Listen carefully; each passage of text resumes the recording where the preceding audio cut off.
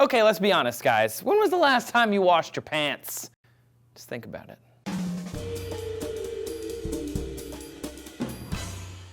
Hey clothes wearers, Trace here for D-News. Some of us wash our clothes twice a week. Some of us wash them, well, let's say I wash them less. But is that bad?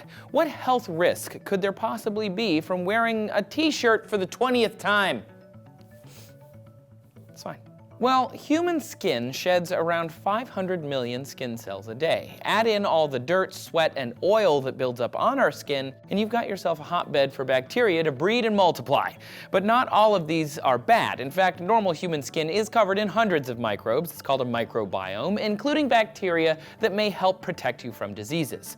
We've talked about this a lot on D-News. But there are some harmful bacteria that could get onto your clothes. A professor at the London School of Hygiene and Tropical Medicine found that many pathogens can remain on the surface of fabrics for long periods, depending on the strain and the viability of the fabric itself. E. coli, for example, can remain on fabrics for hours. Salmonella can last up to 24 weeks on fabric, and strains of fungi for several weeks as well. And Staphylococcus, which causes staph infections, has been found to survive for weeks or even months. Methicillin-resistant Staphylococcus aureus, or MRSA, can be easily transferred from our skin to our clothes and towels and spread by sharing them. Another offender is our dirty underwear.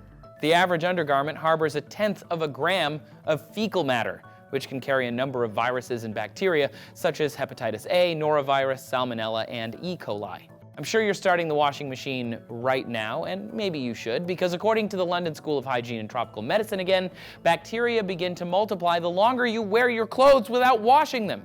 And if you give them enough time to build up, even your washing machine is going to have a hard time removing them. The thing is, scientific studies on how often you should wash clothing are thin on the ground, with many being funded by corporations with a vested interest in the outcome of the study. For example, a study done by a University of Arizona researcher, paid for by Clorox bleach, found bacteria from your laundry might spread through the washing machine during cleaning and end up on future loads of laundry. And another study done by the same researcher in 2007, and probably also funded by Clorox, found 92 to 99% of viruses were killed, but recommended bleaching the machine anyway. However, the CDC in the US and the National Health Services in England both recommends using simple heat to kill these bacteria and viruses. The NHS says to use water at a temperature of 60 Celsius or 140 Fahrenheit to kill bacteria. That would be the hot setting. And they suggest running the washing machine empty or with chemical disinfectant once a week to decontaminate it. And the CDC says to dry on hot for a long while to ensure some sterilization. More heat is better, but they also realize that can be a fire hazard. So Philip Tierno from New York University's School of Medicine says that while cooler temperatures could keep the bacteria living in the washing machine, drying clothes in the sun can kill bacteria with ultraviolet radiation. So there are options if you're worried.